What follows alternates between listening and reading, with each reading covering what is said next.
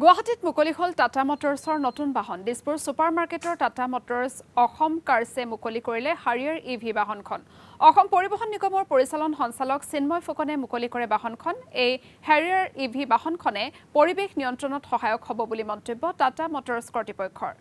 অতি হাই কোৱালিটিৰ বাহন হাৰিয়াৰ ইভি বহু অত্যাধুনিক প্ৰযুক্তি আৰু সুবিধা সংযোগ কৰা হৈছে এই বাহনখনত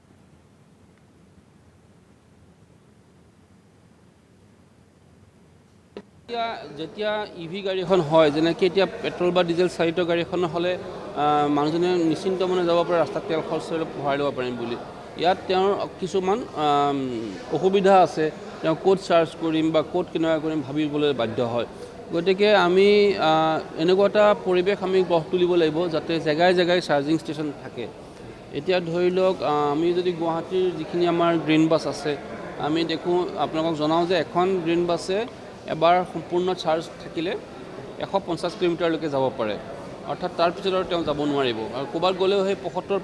150 কিলোমিটাৰ ঘূৰি আহি পাব লাগিব এতিয়া সেই অসুবিধাখিনি দূৰ কৰিবৰ কাৰণে আমি মংগলদৈ আৰু নলবাৰীত দুটা চাৰ্জিং ষ্টেচন নিৰ্মাণ কৰি আছোঁ আৰু আশা কৰিছোঁ অতি শীঘ্ৰে সেইকেইটা সমাপ্ত হ'ব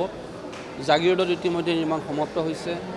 বাইহাটা চাইডৰ নিৰ্মাণ সমাপ্ত হৈছে মিৰ্জাটো সমাপ্ত হৈছে আৰু ইতিমধ্যে তেজপুৰ আৰু বিশ্বনাথ চাইডো সমাপ্ত হৈছে আৰু অনাগত দিনত আমি আশা ৰাখিছোঁ আৰু নতুন নতুন জেগাত আমি চাৰ্জিং ষ্টেচন নিৰ্মাণ কৰিবলৈ সক্ষম হ'ম আপোনালোকে টাটা হেৰিয়াৰ নামৰ প্ৰতি চবেই পৰিচিত আছিলে তো টাটাই এইটো আপোনাৰ হেৰিয়াৰ ইভিখন এতিয়া নতুনলি লঞ্চ কৰিছে আমাৰ ইভিৰ প্ৰতি চবৰে এটা চিন্তা আছিলে যে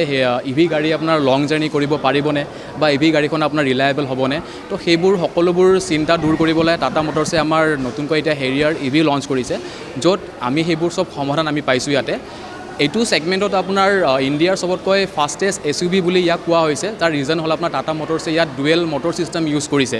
য'ত নেকি আপোনাৰ 396 PS অফ পাৱাৰ আপোনাৰ মানে প্ৰডিউচ কৰিছে য'ত আপোনাৰ 6.3 ছেকেণ্ডত আমি 0 to 100 লৈকে ল'ব পাৰোঁ আৰু লগতে আপোনাৰ ইয়াতে ছেফটি ফিচাৰ্ছত আপোনাৰ এডাছৰ লেভেল 2+ ফিচাৰ্ছ দিয়া হৈছে ইয়াতে আৰু ধৰক কিছুমান ড্ৰাইভাৰলেছ চিষ্টেম যেনেকৈ আজি আপুনি চাব পাৰে বাহিৰৰ যিবোৰ কোম্পানী আছে তেওঁলোকে কৰিছে যে